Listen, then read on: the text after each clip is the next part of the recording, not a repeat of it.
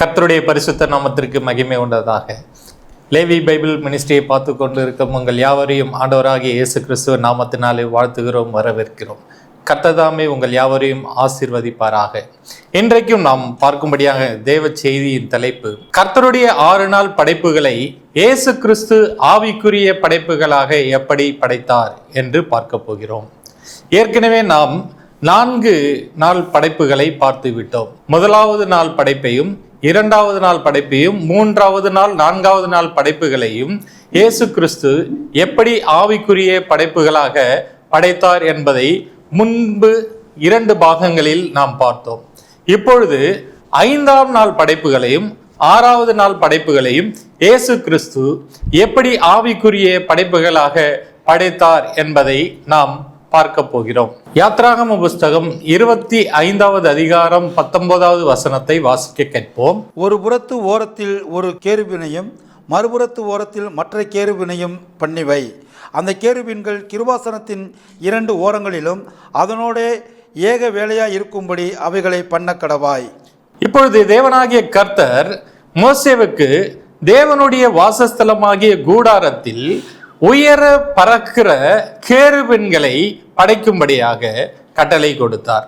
இந்த கேருபீன்கள் தேவனுடைய கிருபாசன தண்டையிலே உயர பறக்கும்படியாக அதை உருவாக்க சொன்னார். அது ஏன் அப்படி தேவனாகிய கர்த்தர் கேருபீன்களை உயர பறக்கும்படியாக உருவாக்க சொன்னார்? யாத்ராகம புஸ்தகம் 25வது அதிகாரம் 20வது வசனத்தை வாசிப்போம். அந்த கேருபீன்கள் தங்கள் செட்டைகளை உயர விரித்து தங்கள் செட்டைகளால் கிருபாசனத்தை மூடுகிறவைகளும் ஒன்றுக்கொன்று எதிர்முகம் உள்ளவைகளுமாய் இருக்க கடவது. கேருபீன்களின் முகங்கள் கிருபாசனத்தை நோக்குகிறவைகளாய் இருப்பதாக. இந்த கேருபீன்களின் முகங்கள் கிருபாசனத்தை நோக்குகிறவைகளாக இருக்கும்படியாக அவர் படைக்க சொன்னார். இந்த கிருபாசனம் தேவனாகிய கர்த்தர் பரலோகத்தில் இருக்கின்ற அவருடைய சிங்காசனம் இருக்கின்ற இடம். அந்த இடத்தில் செட்டைகளை உடைய பறவைகளை தேவன் பரலோகத்தில் வைத்திருப்பதை நாம் பார்க்க போகிறோம். வெளிப்படுத்தின விசேஷம் 4வது அதிகாரம் 8வது வசனம். அந்த 4 ஜீவன்களிலும் ஒன்றுக்கொன்று அவ்வாறு சிறகுகள் உள்ளவைகளும் சுற்றிலும் உள்ளவையும் கண்களால் திறந்தவைகளுமாய் இருந்தன. அவைகள் இருந்தவரும் இருக்கிறவரும் வருகிறவருமாகிய சர்வ வல்லமையுள்ள தேவனாகிய கர்த்தர் பரிசுத்தர் பரிசுத்தர் பரிசுத்தர் என்று இரவும் பகலும் ஓய்வில்லாமல் சொல்லிக் கொண்டிருந்தன. இப்பொழுது தேவனுடைய பரலோகத்தில் அவருடைய சிங்காசனத்துக்கு முன்பாக சட்டைகளை உடைய அந்த ஜீவன்கள் தங்களுடைய சட்டைகளை விரித்து கொண்டு தேவனை பரிசுத்தர் பரிசுத்தர் என்று ஓயாமல் துதித்து கொண்டிருப்பதை பார்க்கிறோம். அதே போல தேவனாகிய கர்த்தர் ஆதியாகம புஸ்தகத்தில் பூமிக்கு மேலே உயர பறக்கும்படியாக பறவைகளையும் படைத்தார். ஆதியாகமம் 1வது அதிகாரம் 20வது வசனத்தை வாசிக்க கேட்போம். பின்பு தேவன் நீந்தும் ஜீவ ஜந்துக்களையும் பூமியின் மேல் வானம் என்கிற ஆகாய விரிவிலே பறக்கும் பறவைகளையும் ஜலமானது திரளாய் ஜனிப்பிக்க கடவது என்றார். இங்கு தேவனாகிய கர்த்தர் ஜலத்திலிருந்து பறவைகளை ஜனிப்பிக்கிறார். அந்த பறவைகள் ஜலத்திலிருந்து பிரிந்து உண்டாகி பறந்து உயரே வானத்திலே பறக்கும்படியாக அவைகளை படைத்தார். அப்படி அவர் படைத்ததனுடைய நோக்கம் என்ன என்பதை குறித்து நாம் பார்க்க போகிறோம். இது தேவனுடைய 5வது நாள் படைப்பாக தேவன் படைத்தார்.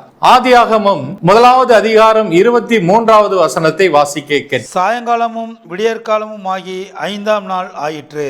இப்போது 5ஆம் நாள் படைப்பாகிய படைப்பை ஜலத்திலிருந்து உயர வானத்திலே பறக்கக்கூடிய பறவைகளை தேவனாகிய படைத்ததின் நோக்கத்தை இயேசு கிறிஸ்து ஆவிக்குரிய படைப்புகளாக மனிதர்களை ஜலத்திலிருந்து பிரித்து அவர்களை வானத்தை நோக்கி பறக்கிற பறவைகளுடைய செட்டைகளை உடைய மேனிகளை அவர்களுக்கு கொடுக்கும்படியாக ஆவிக்குரிய படைப்பாக நம்மை படைத்தார். மத்தேயு எழுதின சுவிசேஷம் 13வது அதிகாரம் 47வது வசனத்தை வாசிக்க கேட்போம். அன்றியும் பரலோக ராஜ்யம் கடலிலே போடப்பட்டு சகலவிதமான மீன்களையும் சேர்த்து வாரிக்கொள்ளும் வலைக்கு ஒப்பாய் இருக்கிறது. இங்கு இயேசு கிறிஸ்து கடலிலே ஒரு வலையை போட்டு அதில் உள்ள மீன்களை வாரி கொள்கிறதை குறித்து ஒரு உவமையை சொல்கிறார். அது ஜனங்களை குறிக்கிறது. ஏற்கனவே நாம் பார்த்தோம், ஜலம் என்றாலே மனிதர்களை குறிக்கிறது. அந்த மனிதர்களை நல்ல மீன்களாக இயேசு கிறிஸ்து பிரித்து அந்த மீன்களாகிய மனிதர்களுக்கு தன்னுடைய சாயலை கொடுத்து ஆவியானவரை பரிசாக கொடுத்து நமக்கு வானத்துக்குரிய மேனியை கொடுத்து நம்மை உயர பறந்து செல்கிறவர்களாக இயேசு கிறிஸ்து படைத்தார். மத்தேயு எழுதின சுவிசேஷம் 13வது அதிகாரம் 48வது வசனத்தை வாசிப்போம். அது நிறைந்த போது அதை கரையில் இழுத்து உட்கார்ந்து நல்லவைகளை கூடைகளில் சேர்த்து ஆகாதவைகளை எரித்து போடுவார்கள். இப்பொழுது கடலிலிருந்து அந்த நல்ல மீன்களை பிரித்து எடுத்து அந்த மீன்களுக்கு வானத்துக்குரிய மேனியை இயேசு கிறிஸ்து கொடுக்கிறார். 1 கொரிந்தியரின் புஸ்தகம் 15வது அதிகாரம் 40வது வசனத்தை வாசிப்போம். வானத்துக்குரிய மேனிகளும் உண்டு, பூமிக்குரிய மேனிகளும் உண்டு. வானத்துக்குரிய மேனிகளுடைய மகிமையும் வேறே, பூமிக்குரிய மேனிகளுடைய மகிமையும் வேறே. மனிதர்களுக்கு வானத்துக்குரிய மகிமையுடைய மேனியை கொடுக்கிறார். அந்த மேனியை யார் கொடுக்கிறார்கள் என்பதை குறித்து நாம் இப்போது பார்க்க போகிறோம். மத்தேயு எழுதின சுவிசேஷம் 3வது அதிகாரம் 16வது வசனத்தை வாசிப்போம். இயேசு ஞானஸ்நானம் பெற்று ஜலத்திலிருந்து கரை ஏறின உடனே இதோ வானம் அவருக்கு திறக்கப்பட்டது. தேவ ஆவி புறாவை போல இறங்கி தம்மேல் வருகிறதை கண்டார். தேவ ஆவியானவர் புறாவை போல இயேசு கிறிஸ்துவின் மேல் இறங்கி வந்ததை நாம் பார்க்கிறோம். அதே போல அந்த பரிசுத்த ஆவியானவரை நமக்குள்ளே இயேசு கிறிஸ்து வரவழைத்து நாம் பரிசுத்த ஆவியை பெற்றுக்கொள்ளும்படியாக செய்து நம்மை வானத்துக்குரிய மேனிகளை உடையவர்களாக இயேசு கிறிஸ்து ஆவிக்குரிய படைப்புகளாக படைத்தார். 2 கொரிந்தியரின் புஸ்தகம் 5வது அதிகாரம் 4வது வசனத்தையும் 5வது வசனத்தையும் வாசிக்கிறோம். இந்த கூடாரத்தில் இருக்கிற நாம் பாரம் சுமந்து தவிக்கிறோம். இந்த போர்வையை களைந்து போட வேண்டும் என்று விரும்பாமல் மரணமானது ஜீவனாலே விழுங்கப்படுவதற்காக போர்வை தரித்தவர்களாய் இருக்க வேண்டும் என்று விரும்புகிறோம். இதற்கு நம்மை ஆயத்தப்படுத்துகிறவர் தேவனே. ஆவி என்னும் அச்சாரத்தை நமக்கு தந்தவரும் அவரே. ஆவி என்னும் அச்சாரத்தை நமக்கு கொடுத்து பரிசுத்த ஆவியானவரை நமக்கு கொடுத்து நம்மை வானத்துக்குரிய மேனியை உடையவர்களாக வானத்துக்கு பறந்து செல்கிறவர்களாக பறவைகளாக இயேசு கிறிஸ்து ஆவிக்குரிய 5வது நாள் படைப்பை படைத்து முடித்தார். இப்படியாக ஆதியாகமம் 1வது அதிகாரத்தில் தேவனாகிய கர்த்தர் 5வது நாள் படைப்பை இயேசு கிறிஸ்து ஆவிக்குரிய படைப்புகளாக படைத்து நானே கர்த்தர் என்பதை நிரூபித்து காட்டினார். இப்பொழுது நாம் 6வது நாள் படைப்பை தேவனாகிய கர்த்தர் ஆதியாகம புஸ்தகத்தில் படைத்த படைப்பை இயேசு கிறிஸ்து எப்படி ஆவிக்குரிய படைப்புகளாக படைத்தார் என்பதை குறித்து பார்க்க போகிறோம். முதலாவது, பரலோகத்தில் தேவனாகிய கர்த்தர் சிங்காசனத்தில் வீற்றிருக்கிற இடம் மகா பரிசுத்த ஸ்தலம் என்றும் அவருக்கு முன்பாக இருக்கிற இடம் பரிசுத்த ஸ்தலம் என்பதை குறித்தும் நாம் பார்த்தோம். வெளிப்படுத்தின விசேஷம் 4வது அதிகாரம் 4வது வசனத்தை வாசிக்க கேட்போம். அந்த சிங்காசனத்தை சூழ 24 சிங்காசனங்கள் இருந்தன. 24 மூப்பர்கள் வெண் வஸ்திரம் தரித்து தங்கள் சிரசுகளில் பொன்முடி சூடி அந்த சிங்காசனங்களின் மேல் உட்கார்ந்திருக்க கண்டேன். இப்பொழுது பரலோகத்தில் தேவனுடைய மகா பரிசுத்த ஸ்தலத்தில் தேவன் வீட்டிருக்கிறதையும் அவருக்கு முன்பாக பரிசுத்த ஸ்தலத்தில் மனிதர்கள் வீட்டிருக்கிறதையும் காண்கிறோம். அதே போல தேவனாகிய கர்த்தர் 6வது நாள் படைப்பாகிய ஆதியாகம படைப்பிலே தேவனாகிய கர்த்தர் பூமி என்னும் பரிசுத்த ஸ்தலத்தில் மனிதனை படைத்தார். அதே போலவே தேவன் யாத்ராகம புஸ்தகத்தில் மோசேவுக்கு தேவனுடைய கூடாரத்திலும் தேவனுடைய வாசஸ்தலத்திலும் பரிசுத்த ஸ்தலத்திலே மனிதனை வைக்கும்படியாக கட்டளை கொடுத்தார். யாத்ராகம புஸ்தகம் 28வது அதிகாரம் 3வது வசனத்தை வாசிக்க கேட்போம். ஆரோன் எனக்கு ஆசாரிய ஊழியம் செய்யத்தக்கதாக அவனை பரிசுத்தப்படுத்தும்படி அவனுக்கு வஸ்திரங்களை உண்டாக்கும் பொருட்டு நான் ஞானத்தின் ஆவியால் நிரப்பின விவேகமான இருதயமுள்ள யாவரோடும் நீ சொல்லுவாயாக. இப்பொழுது தேவனாகிய கர்த்தர் இஸ்ரவேல் மக்களில் இருந்து ஆரோனை பிரித்து தனக்கு ஆசாரிய ஊழியம் செய்யும்படியாக அவனை தேவனுடைய பரிசுத்த ஸ்தலத்திலே கொண்டு வந்து நிறுத்துகிறார். யாத்ராகம புஸ்தகம் 28வது அதிகாரம் 29வது வசனத்தை வாசிக்க கேட்போம். ஆரோன் பரிசுத்த ஸ்தலத்திற்குள் பிரவேசிக்கும் போது இஸ்ரவேல் புத்திரரின் நாமங்களை தன் இருதயத்தின் மேலிருக்கும் நியாய விதி மார்பகத்திலே கர்த்தருடைய சன்னிதானத்தில் ஞாபகக்குறியாக எப்பொழுதும் தரித்து கொள்ள கடவன்.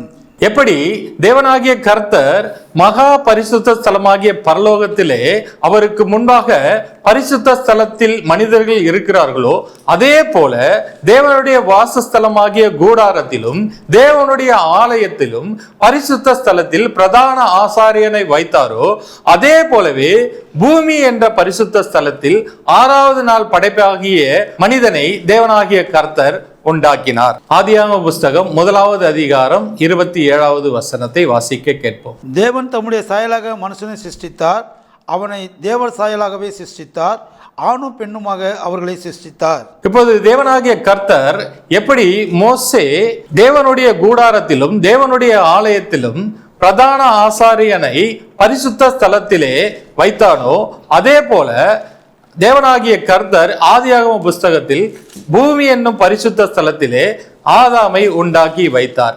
வைத்து ஆதியாகமம் 2வது அதிகாரம் 2வது வசனத்தை வாசிப்போம். தேவன் தாம் செய்த தம்முடைய கிரியையை 7ஆம் நாளிலே நிறைவேற்றி தாம் உண்டாக்கின தம்முடைய கிரியைகளை எல்லாம் முடித்த பின்பு 7ஆம் நாளிலே ஓய்ந்திருந்தார். இப்படி தேவனாகிய கர்த்தர் தன்னுடைய 6வது நாள் படைப்பாகிய மனிதனை படைத்து முடிந்தது என்று சொல்லி ஓய்ந்திருந்த அந்த நாள் ஓய்வு நாள் ஏற்பட்டது என்பதை நாம் பார்க்கிறோம். இதே போலவே தேவனுடைய கர்த்தர் தன்னுடைய கூடாரத்திலே மனிதனை பிரதான ஆசாரியனாக தேவனாகிய கர்த்தர் கொண்டு வந்து முடிந்தது என்று சொன்னதை நாம் பார்க்க போகிறோம். யாத்ராகம புஸ்தகம் 40வது அதிகாரம் 33வது வசனத்தை பார்ப்போம். பின்பு அவன் வாசஸ்தலத்தையும் பலிபீடத்தையும் சுற்றி பிரகாரத்தை நிறுத்தி பிரகாரத்தின் தொங்கு திரையை தொங்க வைத்தான். இவ்விதமாய் மோசே வேலையை முடித்தான்.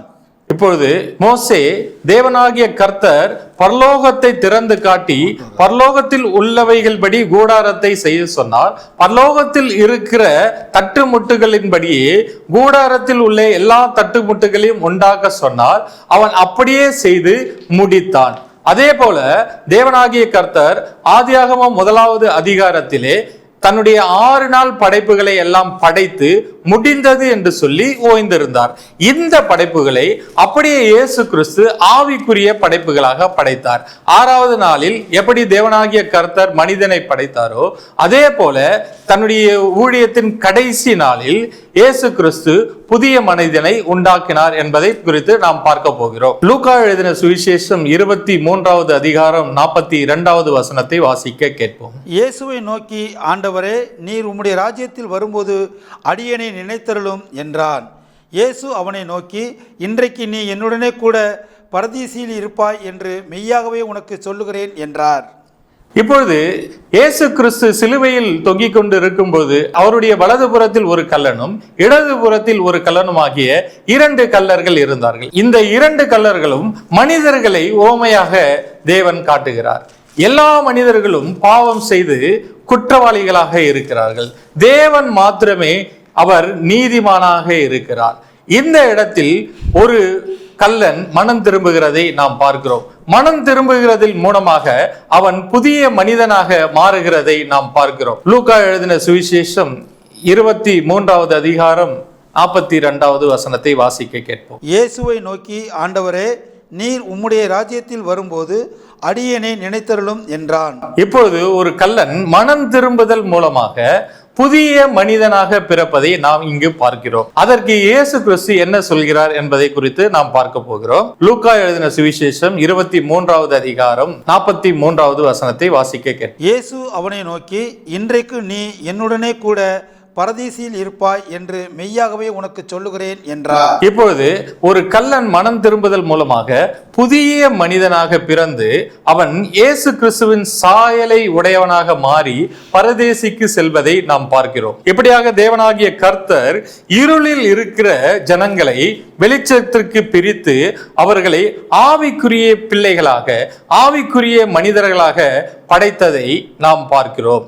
நம்மளையும் தேவனாகிய கர்த்தர் ஆவிக்குரிய பிள்ளைகளாக ஜெனிப்பித்திருக்கிறார். யாக்கோபின் புஸ்தகம் 1வது அதிகாரம் 18வது வசனத்தை வாசிக்க கேட்போம். அவர் சித்தம் கொண்டு தம்முடைய சிருஷ்டிகளில் நாம் முதற் பலன்களாவதற்கு நம்மை சத்திய வசனத்தினாலே ஜெனிப்பித்தார்.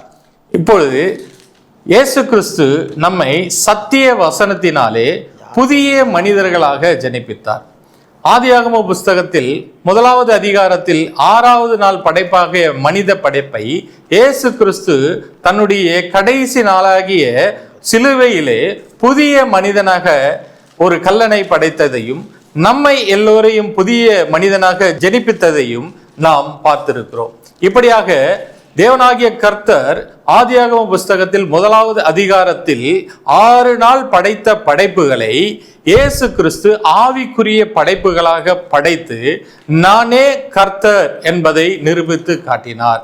யோவான் எழுதின சுவிசேஷம் 14வது அதிகாரம் 11வது வசனத்தை வாசிக்க கேட்போம். நான் பிதாவிலும் பிதா என்னிலும் இருக்கிறதை நம்புங்கள், அப்படி இல்லாவிட்டாலும் என் கிரியைகள் நிமித்தமாவது என்னை நம்புங்கள்.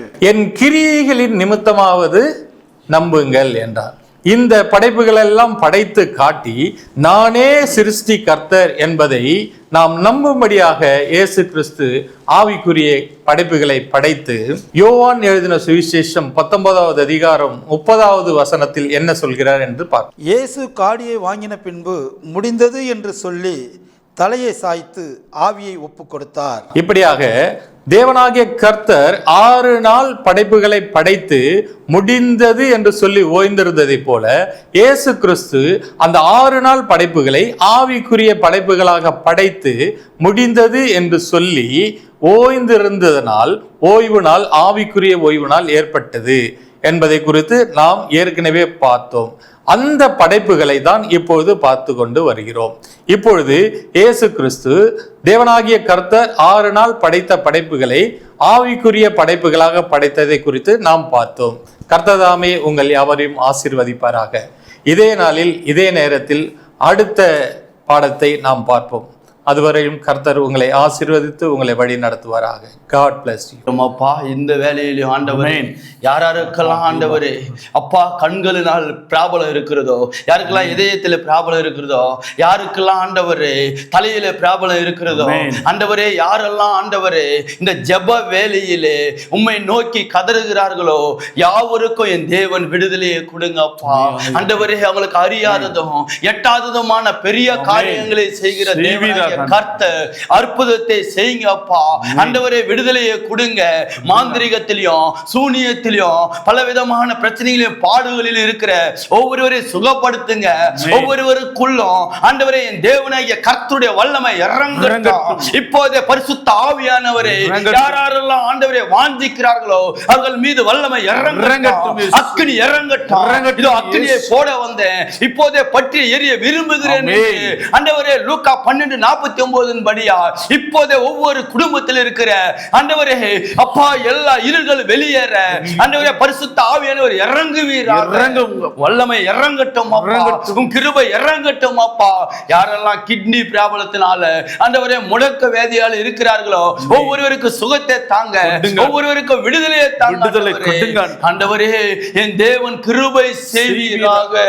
ஆண்டவரே உம்முடைய கரத்தை நோக்கி நாங்கள் யாரெல்லாம் ஜெபித்துக் கொண்டிருக்கிறார்களோ, எதெல்லாம் நோக்கி ஜெபித்துக் கொண்டிருக்கிறார்களோ, அவங்களுடைய கடன் பிரச்சனை, அவங்களுடைய கழுத்து பிரச்சனை, அவங்களுடைய சோழர் பிரச்சனை ஒவ்வொன்றையும் என் தேவன் விடுதலை தருவீராக. என் தேவன் கிருபை செய்வீராக. ஆண்டவரே அப்பா ஒவ்வொருவருக்கும் சுகத்தையும் விடுதலையும் தந்து அநேக மக்கள் ரட்சிக்கப்பட கிருபை செய்வீராக.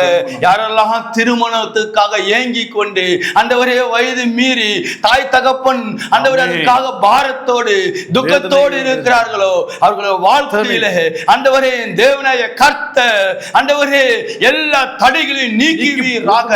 இந்த மாதத்திலே ஆண்டவரே என் தேவனாய கர்த்தர் அற்புதத்தை செய்யும்படியா கரத்துல ஒப்பு கொடுக்கிறோம் அப்பா. என் தேவனாகிய கர்த்தருடைய சத்தம் ஆண்டவரே அப்பா ஒவ்வொருவர் காதுல ஆண்டவரே இந்த ஜெப வேளையில தொனிக்கும்படியா என் தேவன் கிருபை செய்வீராக. ஆண்டவரே ஒவ்வொருவருக்குள்ளும் வயிறு சம்பந்தப்பட்ட பிராபலம் ஆண்டவரே வயிற்றுல ஆண்டவரே சரியா சாப்பிட்ட ஜீரணம் ஆகல, ஆண்டவரே சாப்பிடுற ஆகாரம் ஆண்டவரே அப்பா ஒவ்வொருவருக்கும் செரிமானம் ஆகல என்று யாரெல்லாம் கண்ணீரோடு வேதனையோடு இருக்கிறார்களோ அவருடைய வாழ்க்கையில் அற்புதம் செய்யும் அப்பா. யாரெல்லாம் கர்ப்பத்தின் கனிக்காய் ஏங்கி கொண்டிருக்கிறார்களோ ஒவ்வொரு வாழ்க்கையிலும் அற்புதத்தை செய்யுங்க அப்பா. யாரெல்லாம் கடத்துல ஆண்டவரே கண்ணீர் வடித்துக் கொண்டிருக்கிறார்களோ அவர்கள் வாழ்க்கையில எல்லா கடன்களும் மாற தேவன் கிருபை செய்வீராக. ஆண்டவரே, உம்முடைய கரம் இப்போதே ஒவ்வொருவரையும் தொட்டு கொண்டிருக்கிற கிருபைகளுக்காக நன்றி. ஒவ்வொருவருக்கும் விடுதலையை கொடுத்து கொண்டிருக்கிற கிருபைகளுக்காக நன்றி அப்பா. ஓமக்கு மகிமை, ஓமக்கு மகிமை. யாரெல்லாம் வேலை இல்லாம இருக்கிற பிள்ளைகளுக்கு வேலையை தேவன் தருவீராக. யாரெல்லாம் இதை பார்த்து ஆண்டவரே அநேக பாவங்கள் இருந்து ஆண்டவரே வெளிவர ஆண்டவரே ஏங்கி கொண்டிருக்கிற ஒவ்வொரு வாழ்க்கையிலும் இயேசுவின் ரத்தத்தை அவர்கள் மேல தெளிக்கிறோம் அப்பா. ஒவ்வொரு பாவத்தை விட்டு ஆண்டவரே மனம் திரும்ப என் தேவன் கிருபை செய்வீராக. ஆண்டவரே, உம் கரம் ஆண்டவரே இத்தனை அற்புதங்களை செய்து கொண்டிருக்கிற கிருபைகளுக்காக நன்றி அப்பா. ஓமக்கு மகிமை, ஓமக்கு மகிமை, ஓமக்கு மகிமை செலுத்துகிறோம் அப்பா. செய்த அற்புதங்களுக்காக நன்றி. ஓமக்கு நன்றி, ஓமக்கு நன்றி. ஓ ரபா ஷபோ லபா கமோரியா. ஓமக்கு மகிமை, ஓமக்கு மகிமை. வல்லமை இறங்கி கொண்டிருக்கிற கிருபைகளுக்காக நன்றி. ஓமக்கு மகிமை செலுத்துகிறோம் அப்பா. அநேகருக்கு அற்புதம் நடந்து கொண்டிருக்கிற கிருபைகளுக்காக நன்றி. ஆண்டவரே, தேவனுடைய நாமம் மகிமைப்பட்டுக் கொண்டிருக்கிற கிருபைகளுக்காக நன்றி. எல்லா மகிமை ஒருவருக்கு மாத்திரம் செலுத்துகிறோம். இயேசு கிறிஸ்து நாமத்தினால நன்றி செலுத்துகிறோம் பிதாவே. ஆமென். இதுவரை தேவனுடைய வார்த்தையை கேட்ட உங்கள் யாவரையும் இயேசு கிறிஸ்துவின் நாமத்தில் உங்களை ஆசீர்வதிக்கிறோம். லேவி பைபிள் மினிஸ்ட்ரி என்கிற யூடியூப் சேனலை நீங்கள் சப்ஸ்கிரைப் செய்து அதன் மூலம் வேதத்தின் ரகசியங்களை நீங்கள் அறிந்து கற்றுக்கொள்ளலாம். மேலும் நேரில் வந்து படிக்க விரும்புகிறவர்கள் கர்த்தரின் சேனை ஊழியங்கள் மூலமாக அம்பத்தூர், மதுராந்தகம், கூவத்தூர் ஆகிய இடங்களில் வந்து படிக்கலாம். எங்களை தொடர்பு கொள்ள வேண்டிய தொலைபேசி எண்கள் 6382202310 99 401445 408 790478718 9500107013. கர்த்தர் உங்களை ஆசீர்வதிப்பாராக.